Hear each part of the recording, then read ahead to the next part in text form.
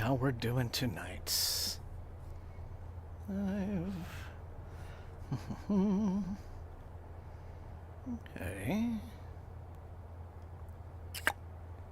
Okay. This is the part where you see me at the very beginning just sort of staring blankly into my webcam going, hello, hello, is this working, hello? But it looks like it is. Hello, Lisa. Hello, Not Slip. Commander Torres. Hey, everybody. How are you all doing? It is good to see all of you and have all of you here. Let's see. And, so I'm going to assume that we have good sound and vision, so let's do it.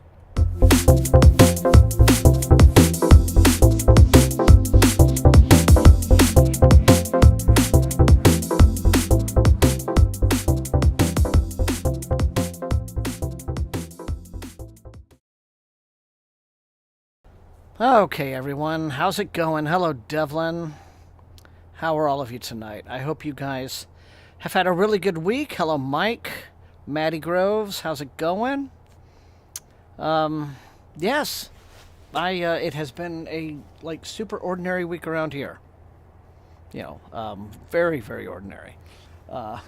Literally. But, I mean, I've been getting some things done on my end, which is very exciting, like scripty type things and book reading type things and playing with dogs type things, and so can't complain on that score. Otherwise, I hope that all of you have had a very good week, all things considered. I'm going to say that big ice storm is now well and truly gone. Over here, it's still kind of chilly in the evenings, but we've had some beautiful, bright and sunny days. And so, yeah, I hope that that's kind of been the case for all of you. Tonight I am still kind of, clip-clopping along through Tom's Crossing, although I am probably not going to read it for the entire stream. I'm going to have to see what my mood is. I'm in kind of a mood-reading mood tonight, if that's not overly redundant.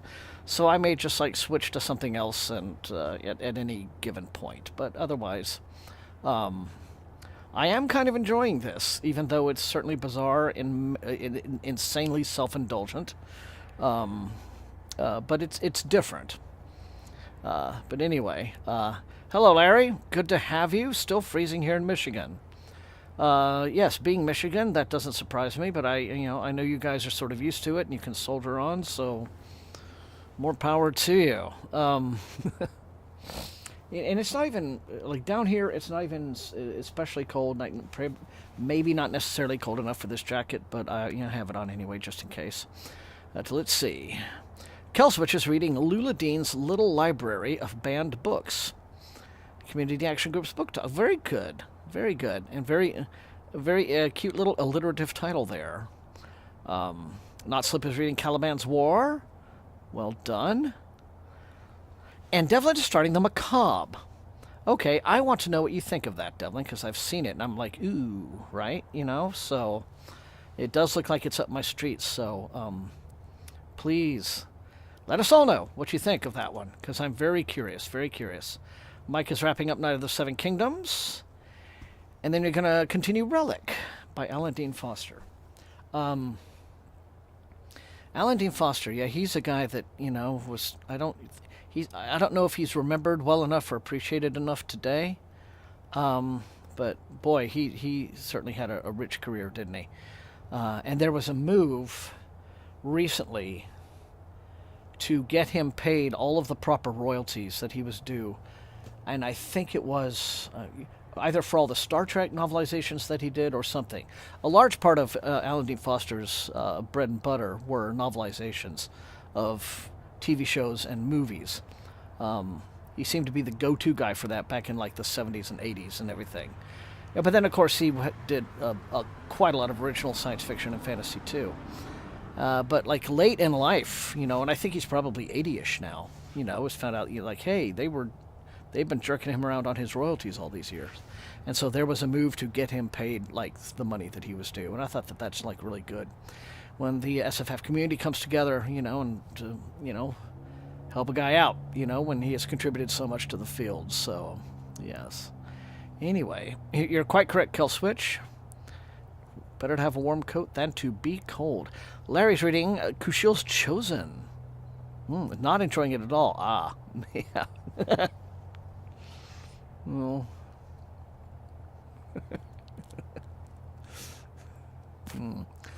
Well, mayhap you end up, I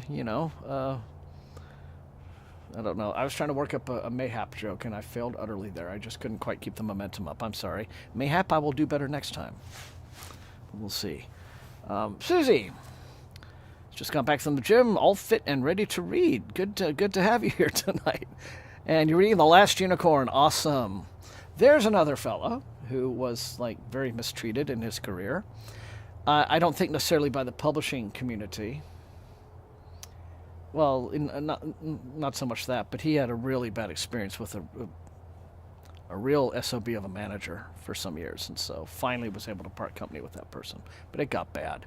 So, and it's just so infuriating because he is such a sweet, sweet man. Very first time I met him would have been something like 20 years ago at a convention in DFW.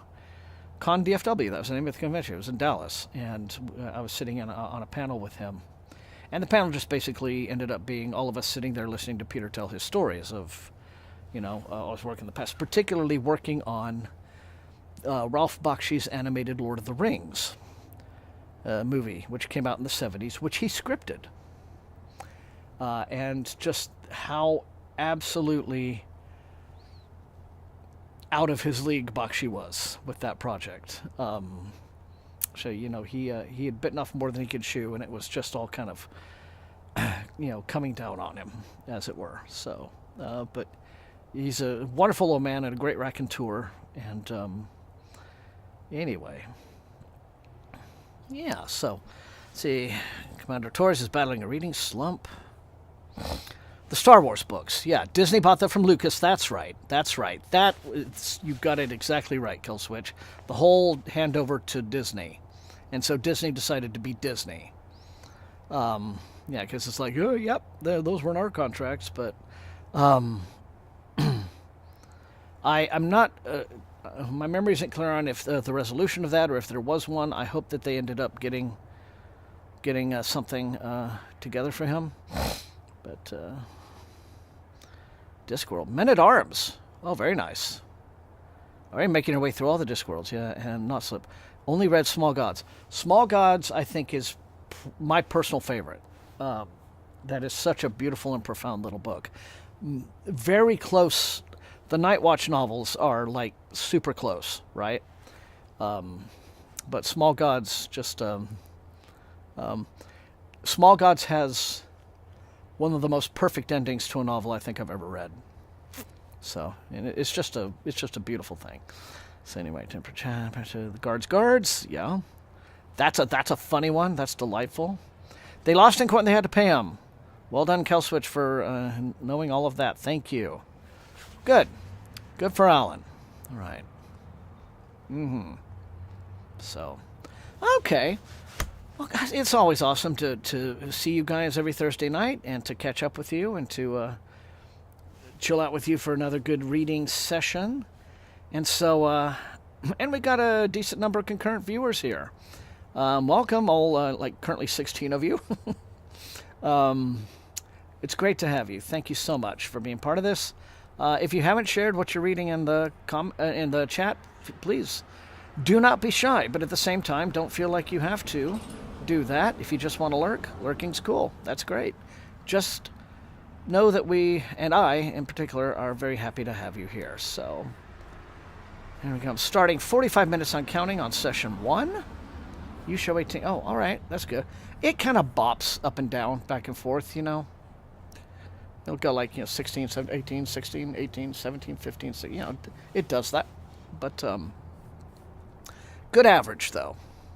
Not slip. So, good to have all of you here. And, so we are going to get going with session 1. All right, then.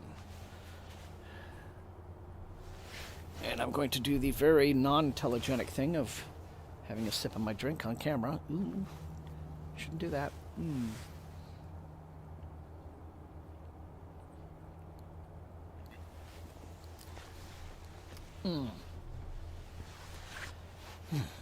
Okay.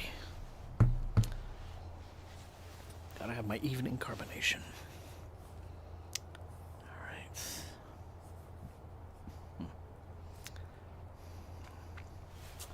Okay.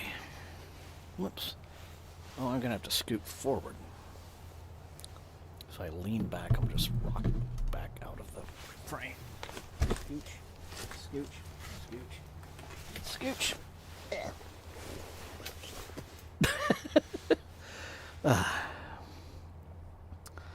Oh, good for you, Commander Torres. Yeah, that's what I'm looking forward to. I think that'll be a... Well, that would be an interesting book to read in conjunction with Tom's Crossing. Because again, there's, you know, all about trying to rescue livestock. Central theme, so very nice. Yeah, it seems like kind of a departure for Ian MacDonald from the kind of stories he usually writes, so I'm quite looking forward. All right. Let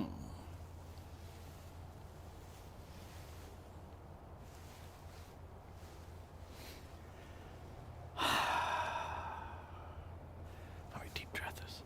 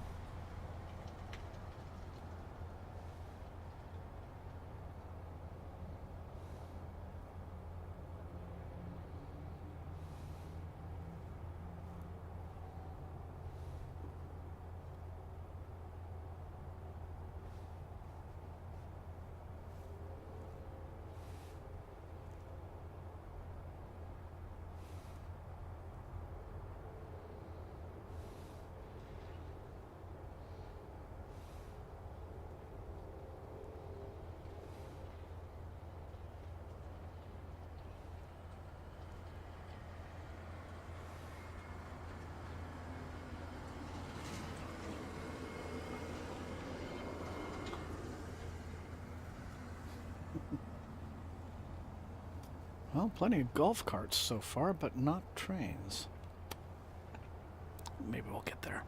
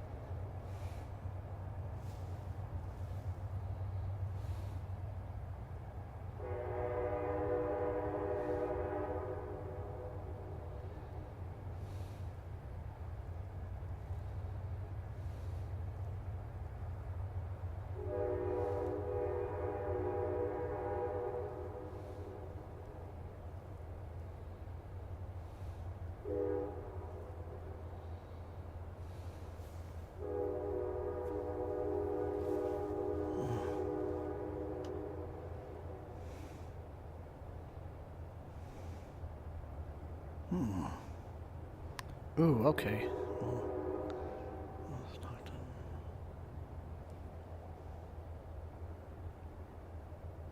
Hmm.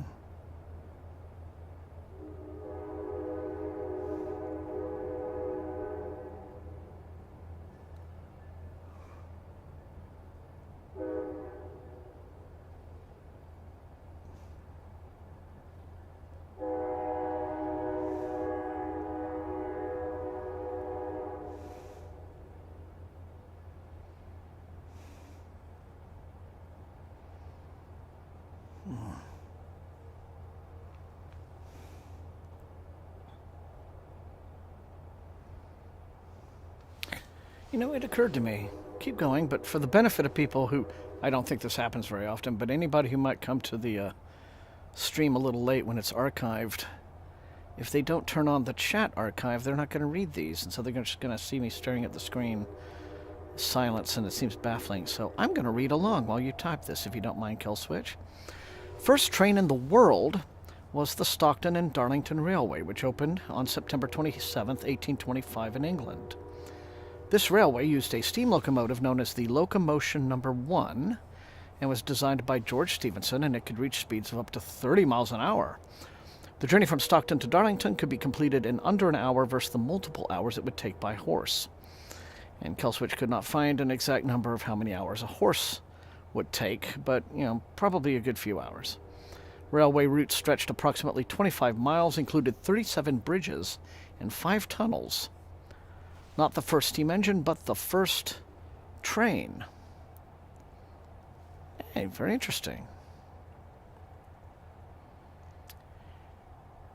And obviously that was a major, major engineering project because, unless those, I can't think of why those trains and tunnels would have previously existed, like being used by, horses and carriages and what have you. Maybe they were. And maybe they just repurposed existing trains and tunnels and bridges for the train that they were building. But if they didn't, what that means is that in order to build this rail, just to test this locomotive out, they had to construct 37 bridges and 5 tunnels.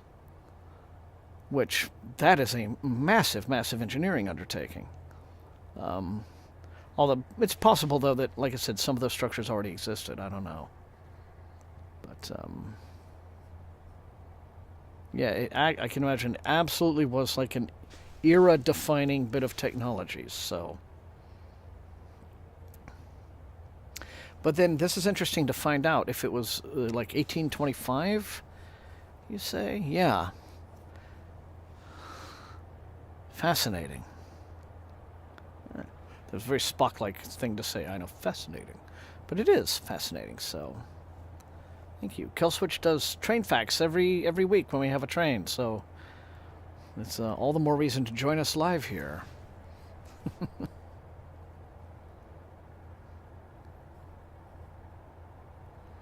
Wait, what? RAFM? How was that? Finally released from the Sterling and Near. Whoa!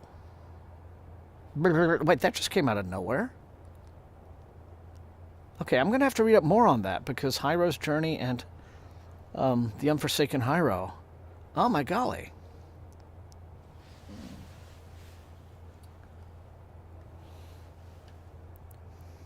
Well, that's amazing news. All right, I'll have to read up more on that. Searching film on Virgin, looking at the history behind it. No. And as for the other story you were going to do and decided against, I don't know, maybe save that for another night. Unless it is the not good kind of dark. Like, there's dark where it's like, ooh, cool, right? But then there's dark where you're just like, ugh. So, obviously, if it's the first one, yeah, save it for another time. But if it's the second one, then just, yeah, maybe don't bother. Okay. Son of a gun. I'm surprised to have heard, like, nothing about this in any of the, like, File 770 or any, Locus or anything like that. I haven't.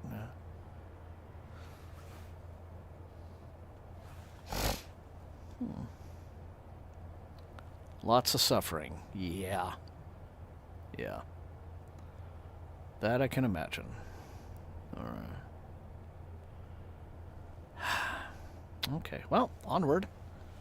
Thank you as always, Killswitch, for...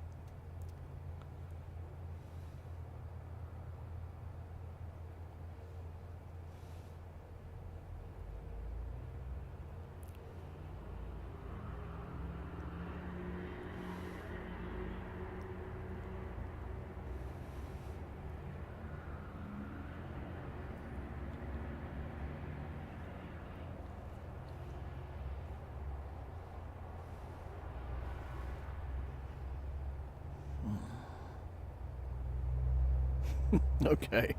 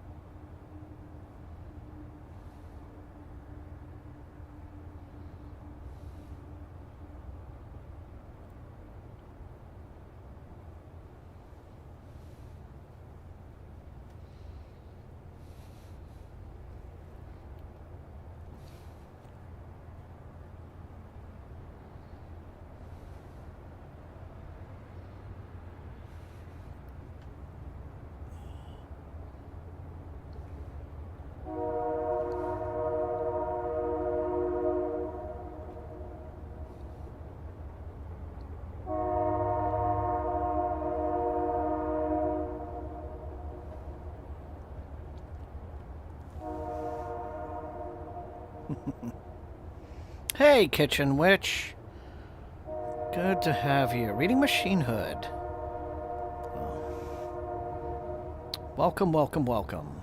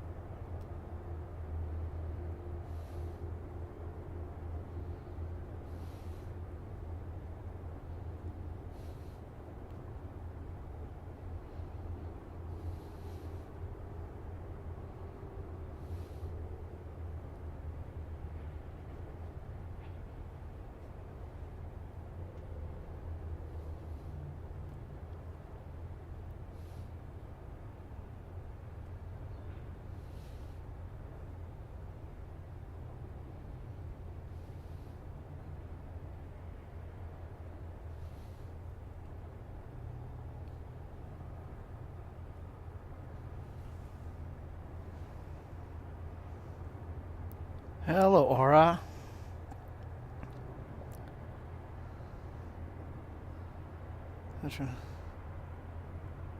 Good to have you. Reading these burning stars. Very cool. Now I'm switching over to saturation point. I had heard that too. That adaptation is being done. That and yeah, lots of announcements like that recently. The will of the many. Yeah, and then of course Cosmere finally going into development in some fashion. So yeah, lots happening on that score. Good to have you, Aura.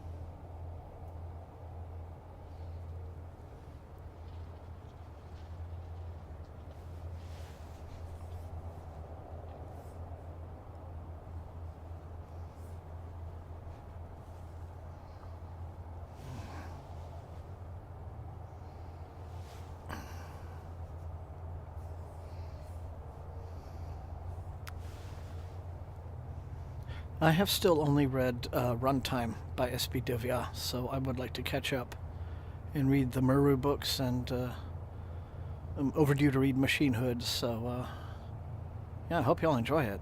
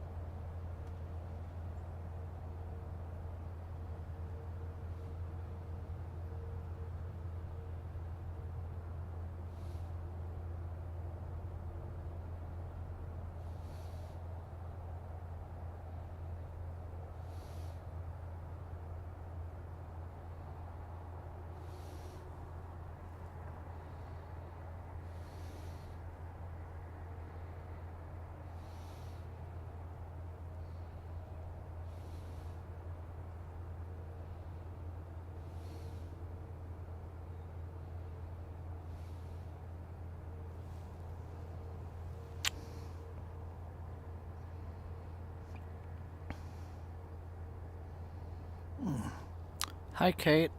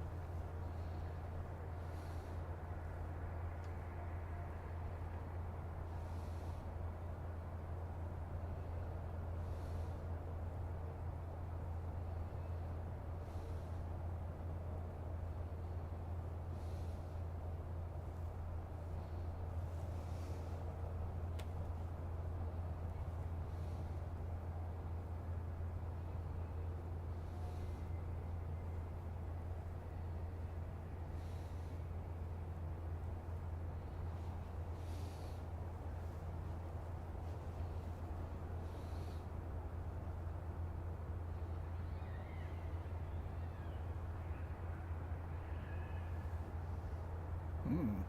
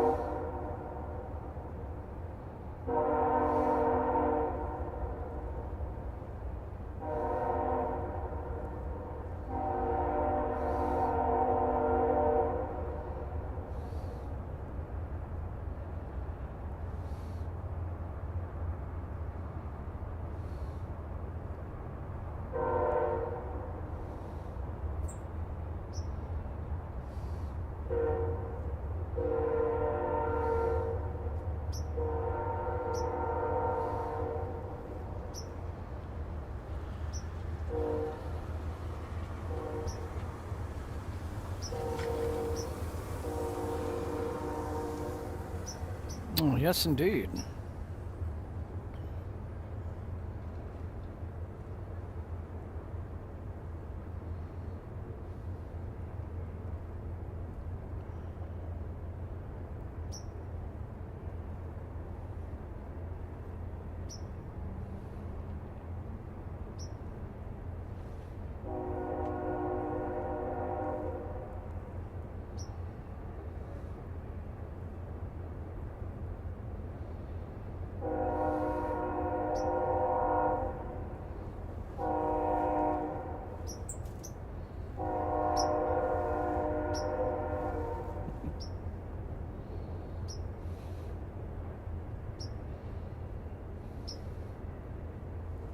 This one's loud.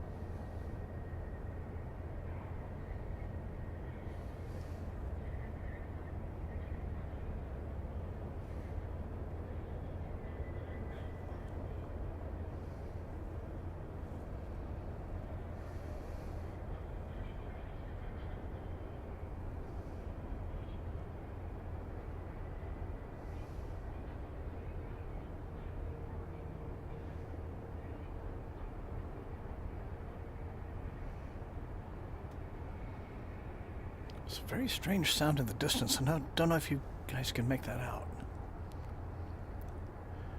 I'm not sure if it's like two cats fighting, or like, well, now it's stopped, which would be very weird, because it could also have been like just someone playing music out of their car stereo really loud, but strange. I don't know if any of you could make it out over the train, but all these strange nighttime sounds.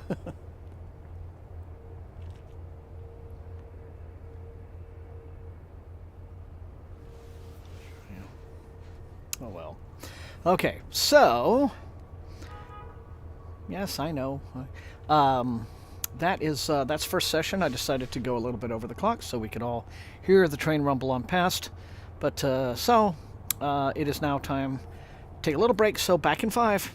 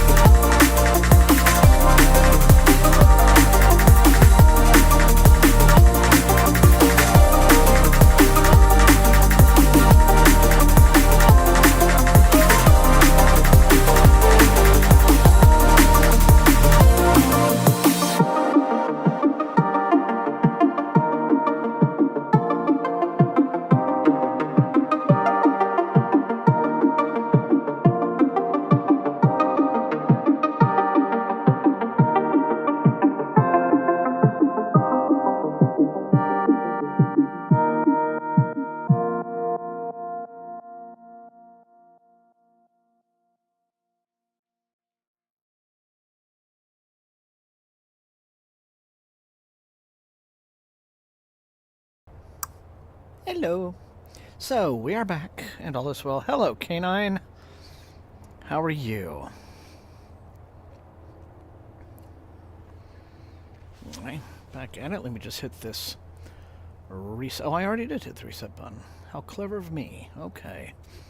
So starting 45 minutes on session 2, and we're off.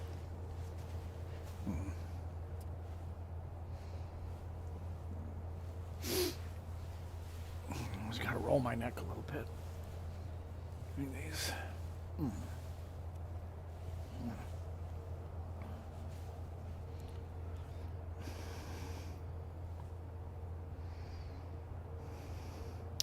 3 times in a mirror, kill switch, I think is how it's supposed to be.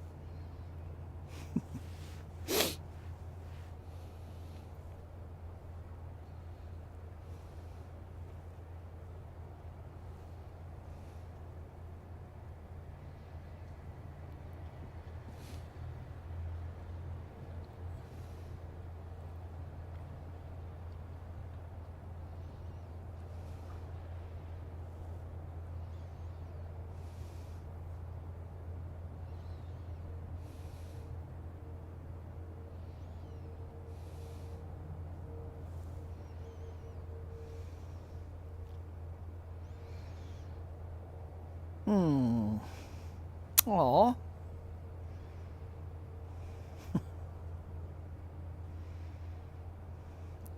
Well, c'est la vie. We'll look forward to seeing you when we can. You can also tell your book club peeps about our little family gathering here, too. But, 5 book clubs, that's quite a commitment, so I'm impressed.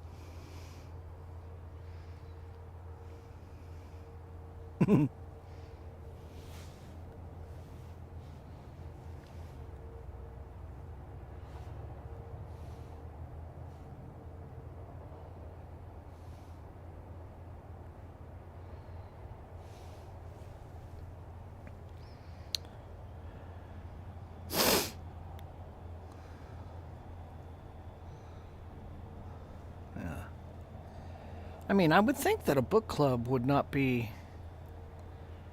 I mean, I assume the book clubs, the people in them sort of democratically vote on what they want to read, though, don't they? I mean,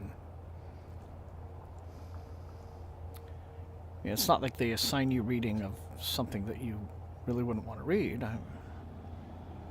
Well, some books. Okay. Yeah, I mean, everybody can suggest something, and then the club votes on whichever of the suggestions they all prefer. So, wow, that's yeah, that sounds like you have a great office book club there. That's, I mean, some good suggestions going on. And I would think also maybe the fun of a book club would be, some months your suggestion won't win, and so you'll be like, oh, okay, well, I'll read this other thing, whatever you all voted on, and then you might discover something different that's like, wow, okay, there's something I simply would not have read had it not been for, being in this book club, and I'm very glad I did, or otherwise. I mean, you might not like something, but at least, they offer the opportunity to at least give something a try, and, if you vibe with it, you do, and if you don't, you don't, and there's nothing wrong with that, so, yeah. Oh, I know what you mean, Kelswitch.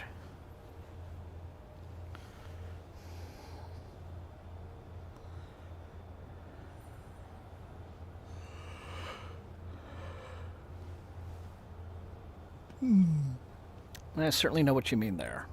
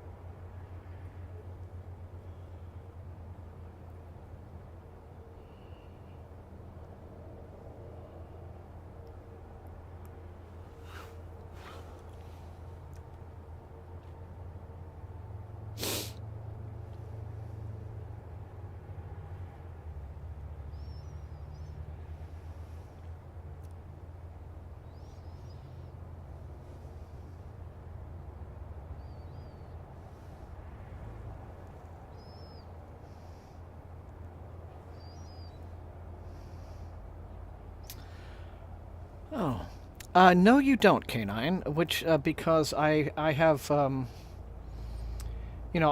read the or actually I started and I'm working my way through the new edition of it, which I'm sure is the one you're reading, and you don't really need to know the lore because one of the major changes between the commercial edition and the, I guess, previous indie self-published edition is that all references to the SCP Foundation have been mostly altered or just deleted entirely. But it's a very different book. I mean, fundamentally the same, but there are significant differences. And so, like, instead of the SCP, whatever, he comes up with his own, designations and code numbers and, terminology and that, he just sort of like does a find replace on a lot of things. And I think what that does is, I think that was done specifically to make this accessible to people who were not familiar with the SCP Wiki and all of that lore. So, no, short answer to your question, you don't really need to know the lore.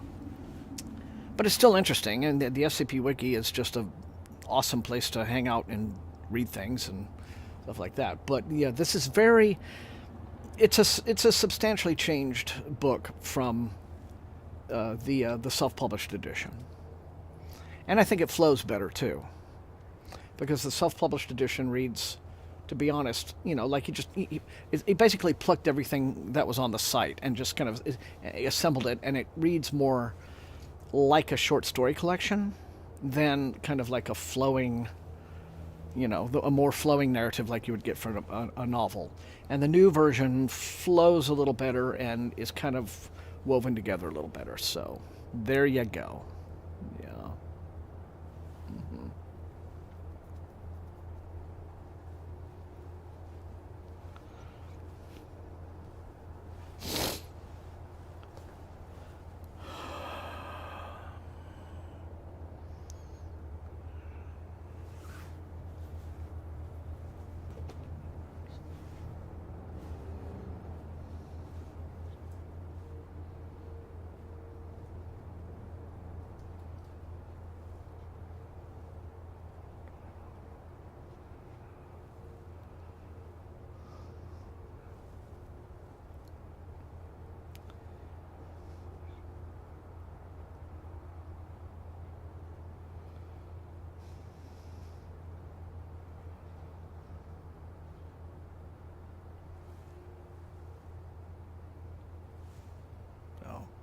Cool. I'll be interested to, hear what you think of it when you finally get into it. You know.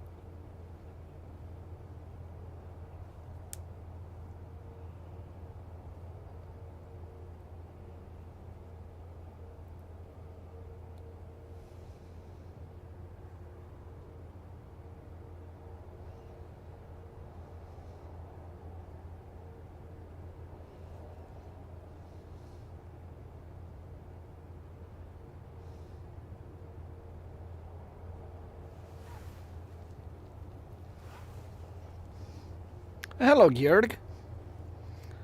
How are you, sir? Good to have you here, and as always, much gratitude for the generosity. I hope you've been having a good week, George.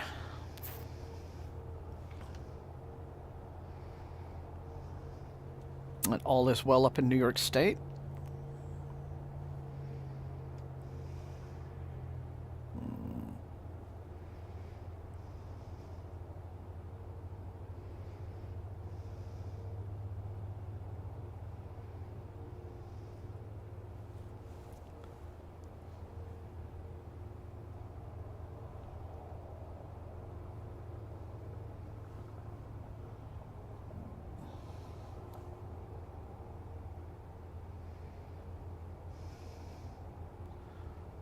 I'm very sorry to hear that.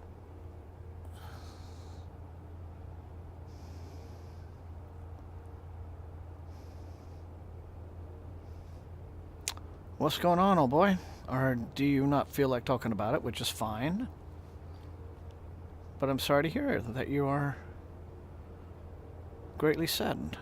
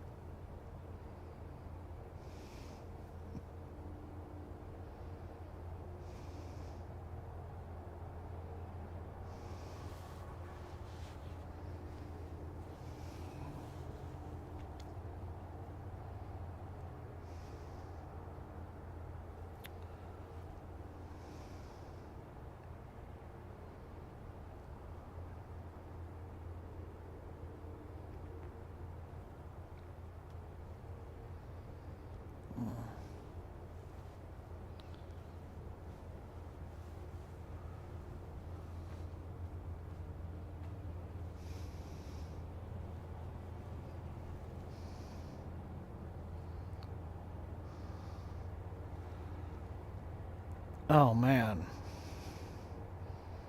Oh wow. Yeah, that really hits. That hits below the waterline, doesn't it? Yeah, that. Yeah.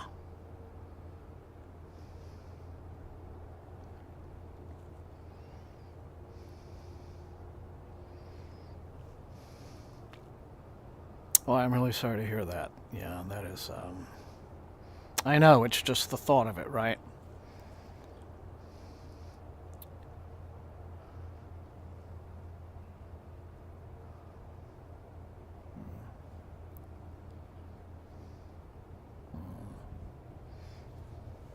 I occasionally have stumbled upon, without even trying to look for it or find it, stumbled upon information online about someone that I used to know quite well, either in, you know, high school or junior high, or even college, even University of Texas. Someone from the school paper there that I used to work with very closely. Um, and but at the time, I knew, all throughout those years that he was having quite a few health issues. He was hospitalized for, like he had almost total kidney failure at one point. So he was having a lot of health problems, and it was impacting him. But and then we fell out of touch, as one does, right? But and then I read that he had passed away, and it was like he died like way back in 1999, right? And at the time I didn't hear about it, and so he was just another person from my past. And then, but still, to hear that, I was like, it immediately brought the flood of memories back, right? Um, just the interactions that I had them, and just someone that you'd see every day, so. But you and I, old friend, are getting to that age, aren't we? So. Susie, I'm, my condolences about your friend as well. Yeah. Very, very much so. Mm.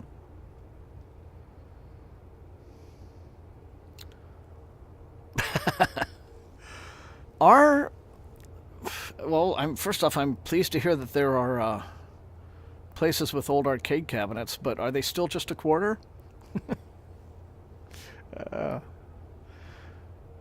you'd think they'd be at least 50 cents now, but yeah. Well, that is the way to honor your friends. So yeah, just just go and obliterate that game. Excuse me, little belch.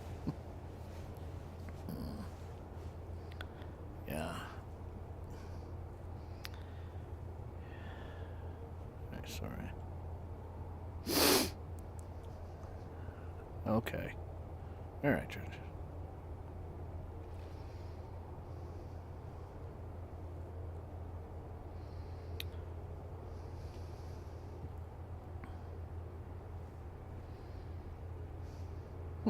Okay.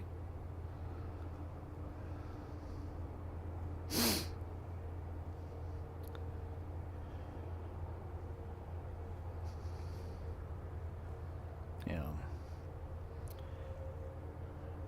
And,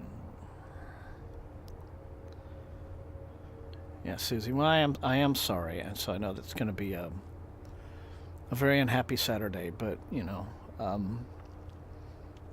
hopefully there will be good memories to help carry you through. That's what I would cling to. When I lost my friend a few years back, and I got the who this candle screen from, and all of that. It's you know still think about that friend of mine every single day. Think about him. Even if it's just for a minute, even if it's just a song comes on and it makes me think of him. So but I relive the happy times. you know. So if I'm listening to a particular band and that might have been a band that he and I had gone to see at some point, and a snapshot in my head will come back of that evening. Just, the two of us and whatever other group of friends we were with, at that live show. Just all comes back, and it's a happy association. Bittersweet happy, but happy all the same.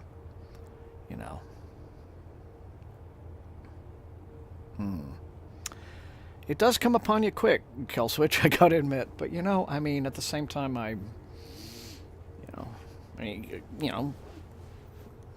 we can't all hide paintings in our attics and get it back. So, just say that.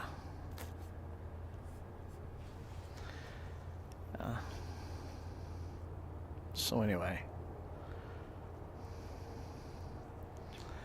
It's a difficult stage of life to be in, so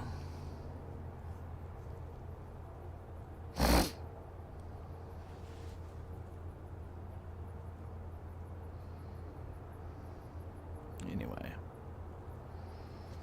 But yeah, George, you just go and obliterate those cabinets.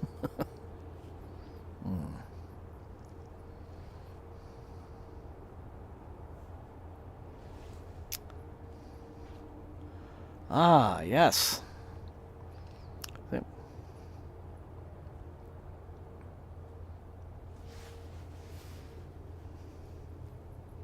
Yeah, see, there you go. You'll just something will pop up, and we'll bring back the positive memories and the happy memories. So, anyway.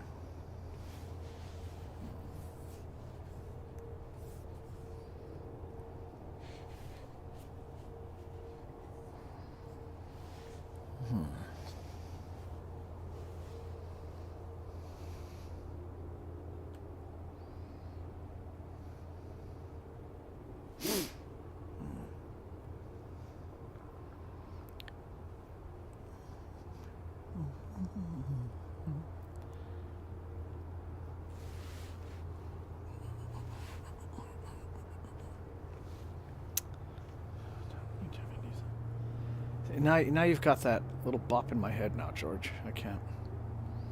I'll have to listen to that tonight because I can't stop thinking that. No, it has earwormed its way into my. So. Oh.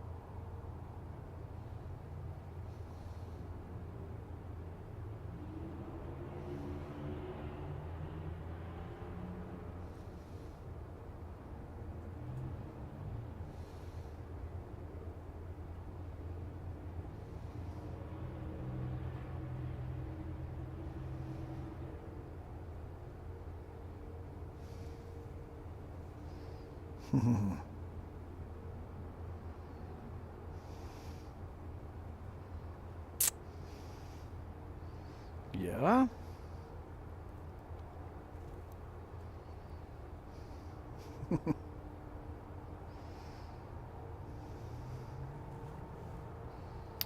Yeah, that happens.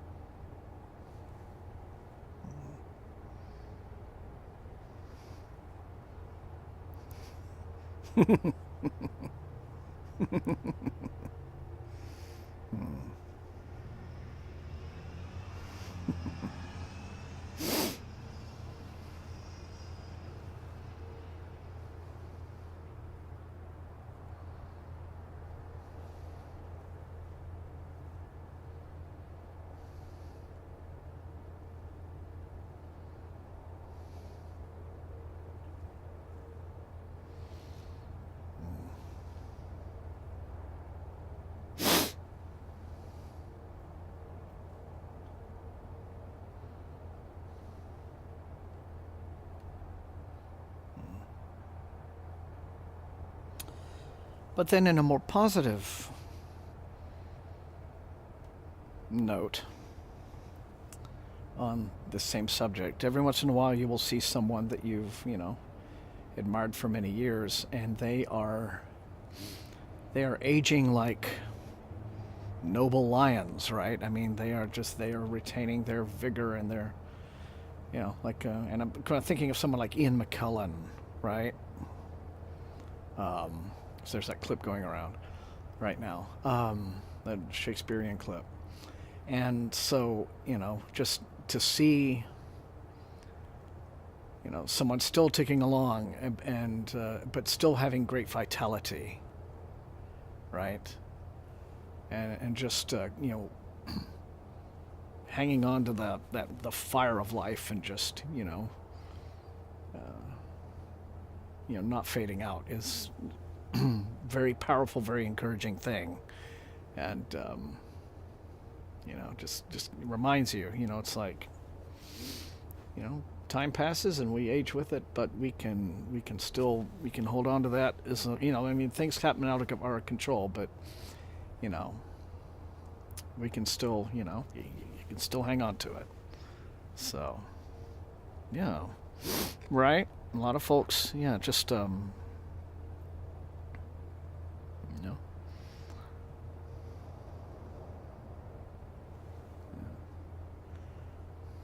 so that's inspiring.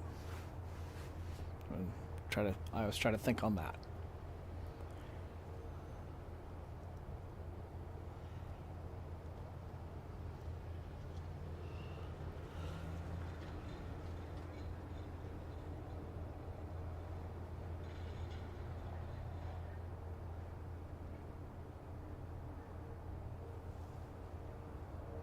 Dick Van Dyke. Yeah, I mean, there you go. Man's 100.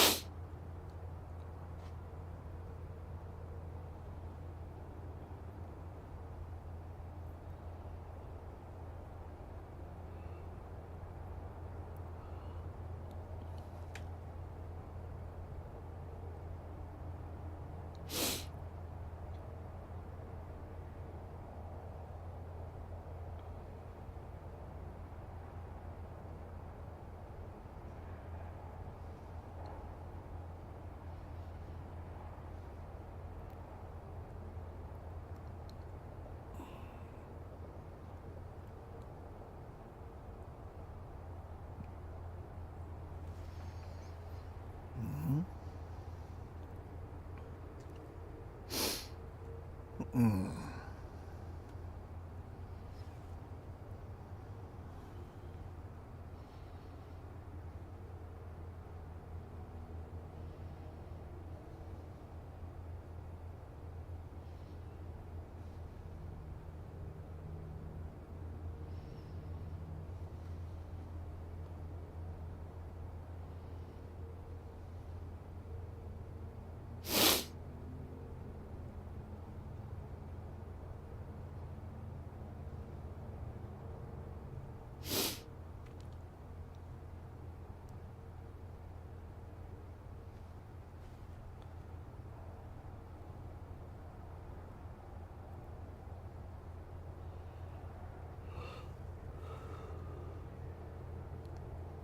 Mm.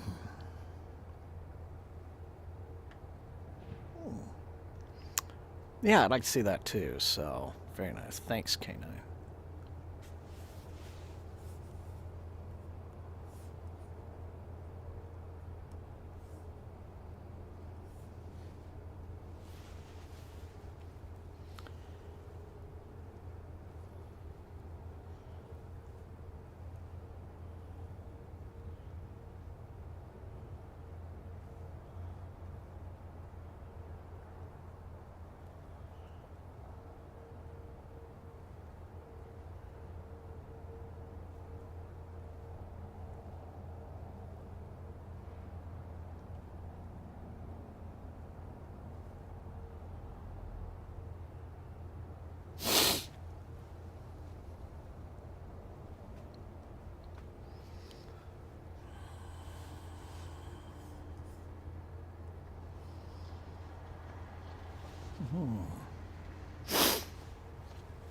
Oh yeah.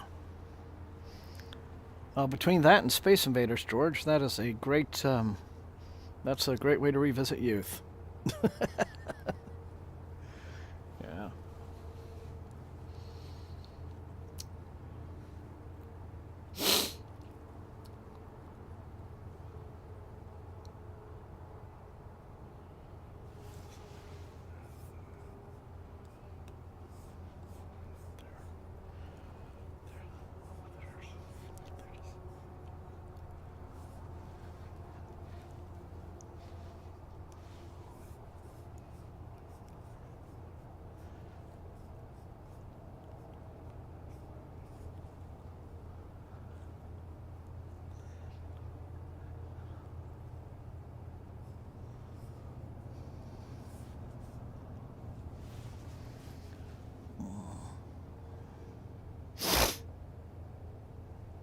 Hmm.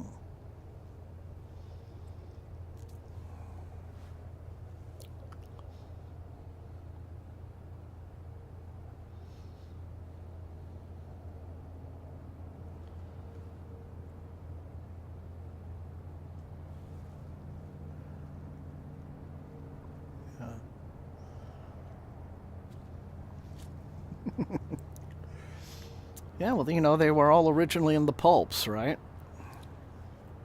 Um, I've had a little bit of time a couple of years back when I dug out some old Doc Savage books, and you know, I mean, those really are mostly rubbish, right? Mostly just absolute rubbish. But the efficiency of the storytelling, which was an editorial necessity, right? I mean, just you're in, right? And the author of those was a guy named Lester Dent, and he actually has invented his own outline, his own process. You know, where so you could take say like a 60,000 word story, break it down into 4 chunks, and like do this, do this, do this, do this.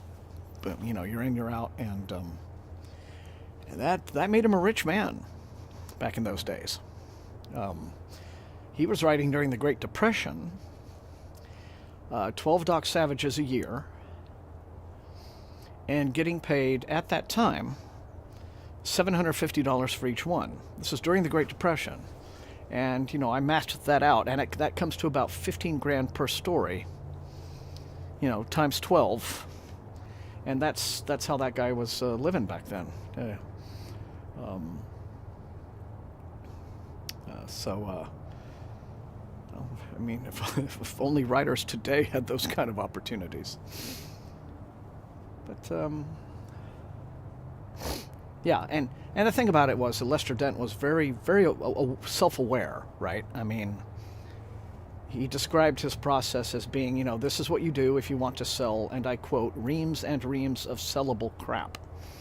So he knew what he was all about, right?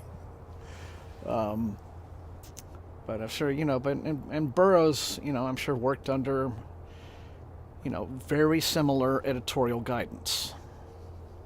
Like if you're going to tell a story, and if it's going to be serialized in pulp, and so you're going to have this many words per each part of the serial, and so the story needs to be structured so that you either like get to the cliffhanger, and then next month part 2. But you have to get to that stage. And pulps were interesting. They really were.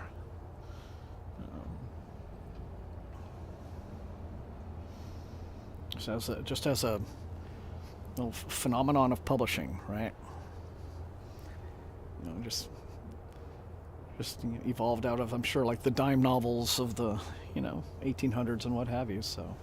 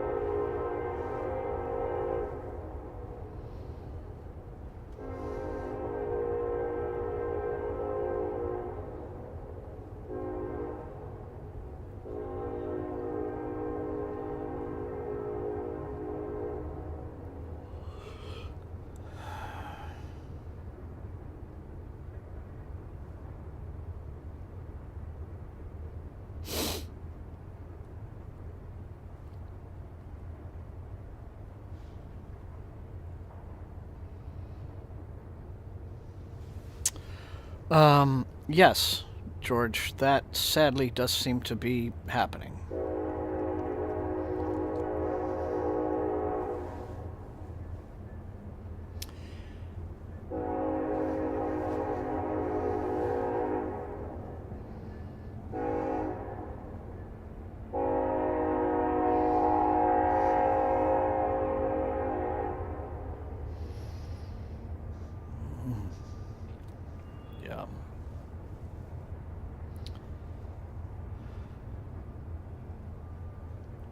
when the train passes, I'll talk a little more about this and what I've learned.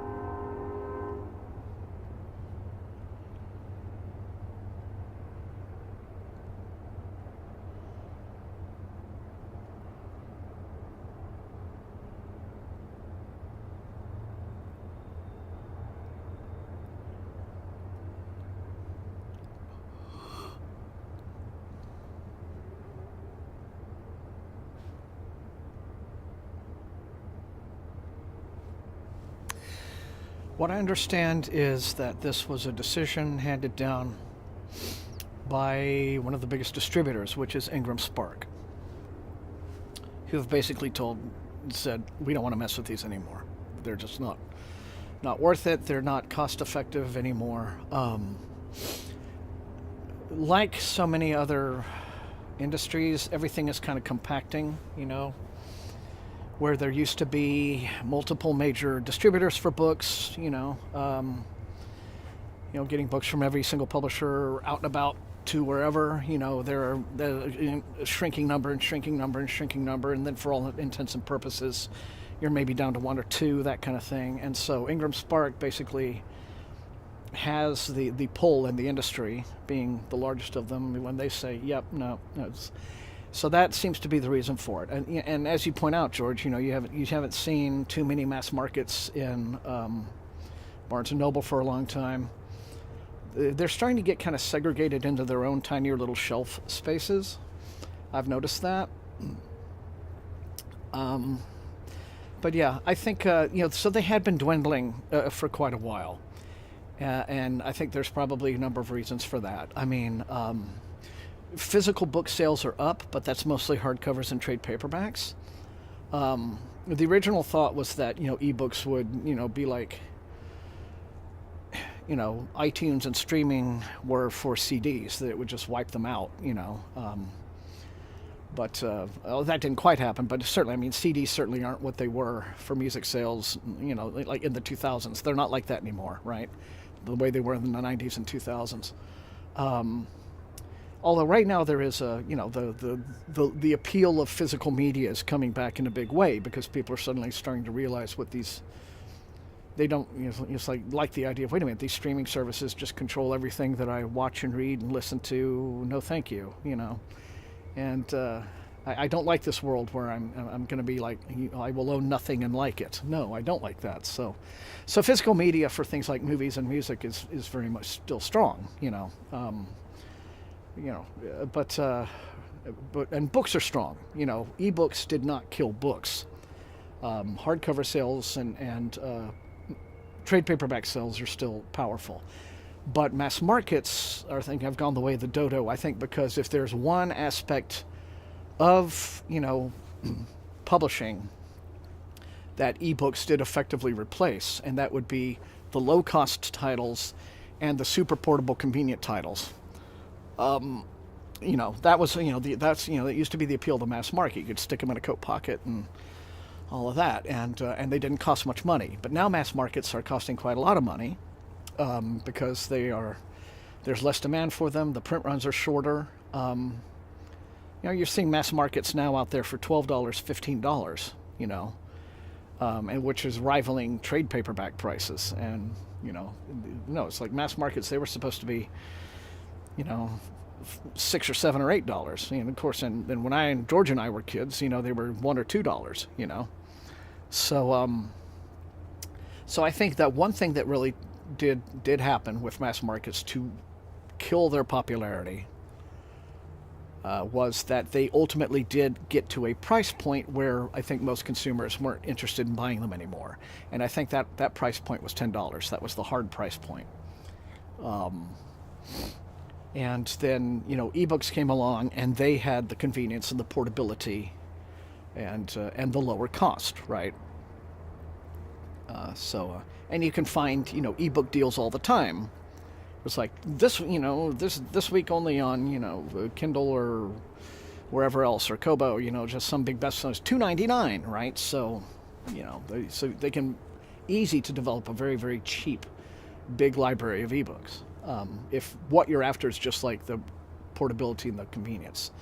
But people who like to own books and have little home libraries of themselves, they're very much going for, trade paperbacks, and because they're larger and better on the shelf and for a lot of people, and of course hardcovers. So yeah, it ultimately became, I think, a situation where, I think maybe the publishing industry had been looking for a long time for just, a viable excuse to kiss them goodbye, and Ingram stepped up and just sort of gave it to them. It's like, we don't want to carry these anymore. We're just going to not carry them anymore. And that was it. So RIP mass market paperbacks. So yeah. But but that'll make your local used bookstore and half-price books and the little paperback nooks places where you can still find these rare little treasures, Yeah,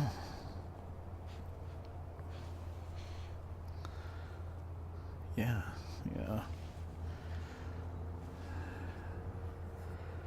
Well, that's true.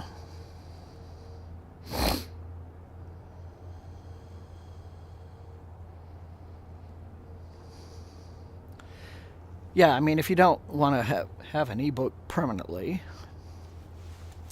yeah, something like Libby makes all kinds of sense, right?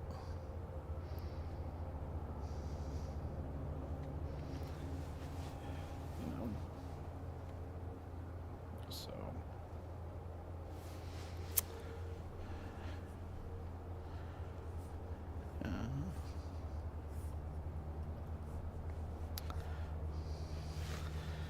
Well, yeah, that's happening too, K9. Yeah, I mean, and older books also,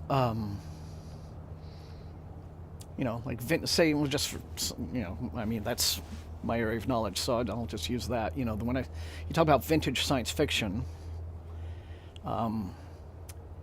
whether when the rights revert back to the author or the author's estate, and in many cases they are, using something like Kindle Unlimited to keep those books in circulation, and of course with that there's the option to get like a print-on-demand trade paperback, so it'll still be possible to get physical copies of, a great many books. Maybe not in bookstores, but, there's always online. And people are very...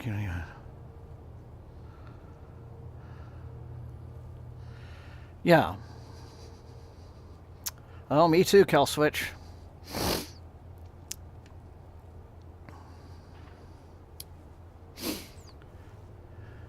Yeah.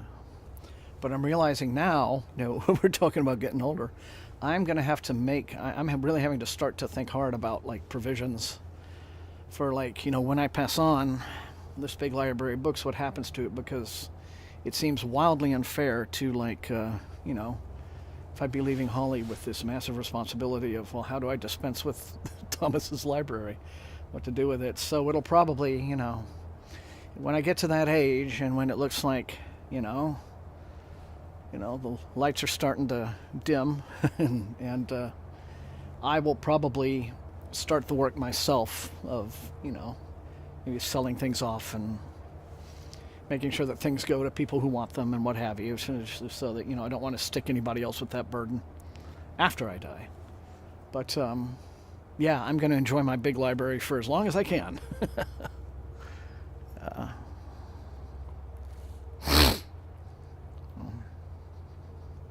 I have heard a lot of other people talk about that too, Susie, how they're just tough to read because of the prints and teeny tiny, and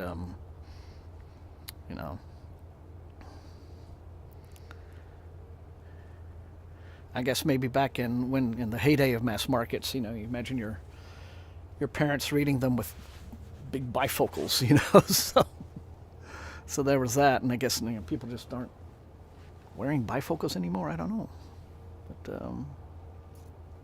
cool.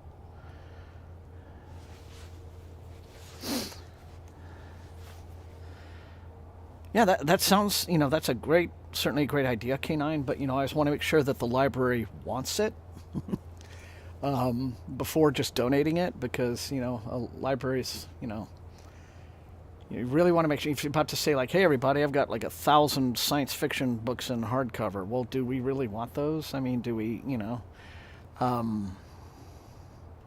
catalog list of everything? Yeah, I mean, oh, all right. Okay, well that's a little bit different, but yeah, I mean, I've stopped donating to my local library here, as much as I love that place, because the last couple of books I donated to them, it really bothered me, because I went back like a few days later and they had taken several of them and they just put them out on their dollar sale table. And a couple of them, like they were hardback books that I had like extras of, and so I didn't need. But I can't figure out why in the world they would have done this. But they removed the dust jackets from them, and I guess either discarded them. So they were just selling like these naked hardcovers, and I'm like, I gave you guys that a few days ago. Was hoping you'd put it out to be checked out, and that just kind of, I mean, sounds a petty thing to get pissed off about, but I was pissed off about it, and I would much rather have just been told at the time, I'm sorry, we can't use these. We're just going to sell them. Because I could have taken them, like, with the dust jackets and put them in a little free library somewhere, right? Or even, just saved them up for next time I go to a half-price books or something like that. But to discard, or put them up on eBay, for God's sake. But, so that's the thing. I mean, I don't like, if I donate a book to a library, it's in the hopes that the library will make it available on the shelves to their clientele, shall we say, to the public. And when you don't do that and you dispose of the dust jacket, what was the point of that? I didn't get that. So no more donations from me, book-wise. I'll donate money to them and all of that, but no more book donations. So, yeah.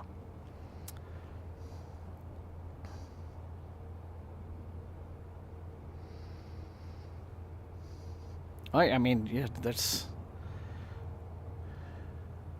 yeah. I don't mind them selling books at the book sales, I guess, but, I mean,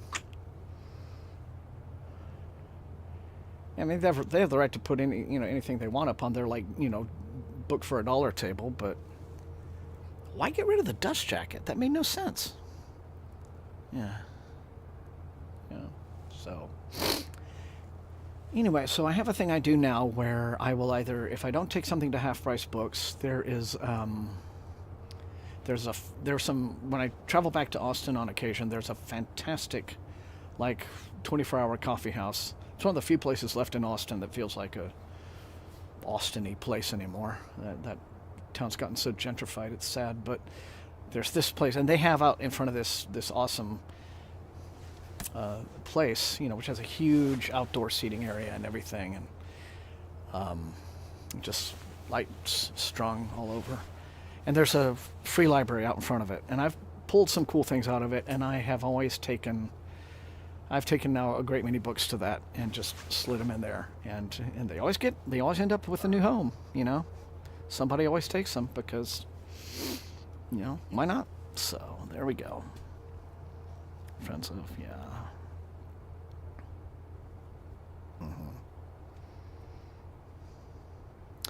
Yeah, there comes a certain time when it's, smart to start culling things and all of that. But